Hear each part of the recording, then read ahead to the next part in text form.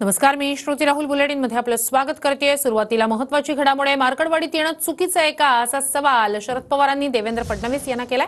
मुख्यमंत्र्यांनी स्वतः मार्कडवाडीला भेट द्यावी असंही शरद पवारांनी म्हटलंय। मुख्यमंत्र्यांनी लोकांचं म्हणणं ऐकावं असंही शरद पवारांनी म्हटलंय।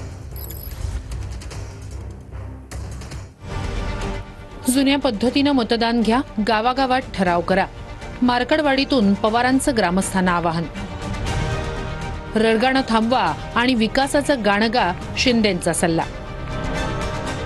साऱ्या देशानं लक्ष वेधून घेतलेल्या सोलापुरातील मार्कडवाडीत जात शरद पवारांनी गावकऱ्यांशी संवाद साधला। मार्कडवाडीत येणं चुकीचं आहे का असा सवाल पवारांनी देवेंद्र फडणवीसांना केलाय। तर ईव्हीएमच्या मुद्द्यावरून बोलताना इथल्या लोकांचं मुख्यमंत्री फडणवीसांनी ऐकावं असं आवाहन पवारांनी केलंय।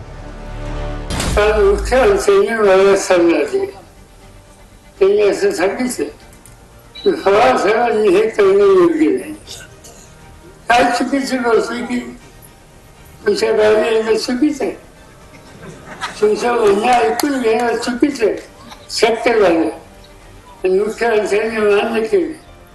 तरी त्यांना विनंती केली की तुम्ही स्वतःला गावातल्या लोकांचं म्हणणं ऐका, महिलांचं म्हणणं ऐका आणि त्यांच्या म्हणण्यात चर्चा असेल त्याचे दुरुस्त करण्याच्या संबंधी त्यांना सरकारने घ्या। ईव्हीएमवर नको, जुन्या पद्धतीनं मतदान घ्या आणि गावागावात ठराव करा असं आवाहन शरद पवारांनी केलंय।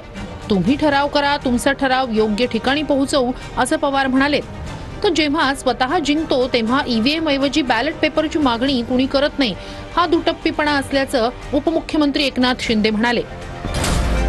शक्य असेल तर तालुक्याच्या सगळ्या गावात ठराव करा की आम्हाला ईव्हीएम मतदान नको आणि आम्हाला जुन्या पद्धतीने मतदान पाहिजे। जेव्हा आपण हरतो तेव्हा ईव्हीएम घोटाळा म्हणायचं आणि जेव्हा आपण जिंकतो तेव्हा मग ईव्हीएमची ऐवजी बॅलेट पेपरची मागणी कुणी करत नाही।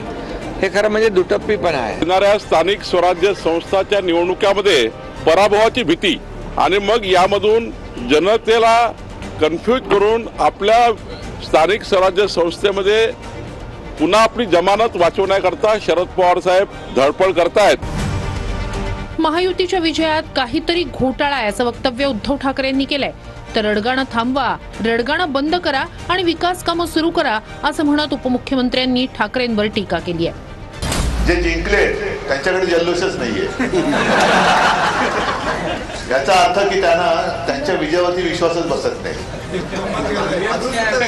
म्हणजेच त्या विजयामध्ये काहीतरी घपलाय। मशीन घोटाळे आहे, बरेच घोटाळे आहेत। घरी बसणाऱ्यांना लोक मतदान करत नाहीत की 2.5 वर्षामध्ये महाविकास आघाडीने बंद पाडलेले प्रकल्प मी देवेंद्रजी अजित पवार यांनी आम्ही एवढ्या वेगाने पुढे नेले आणि दुसरीकडे कल्याणकारी योजना आम्ही सुरू केल्या।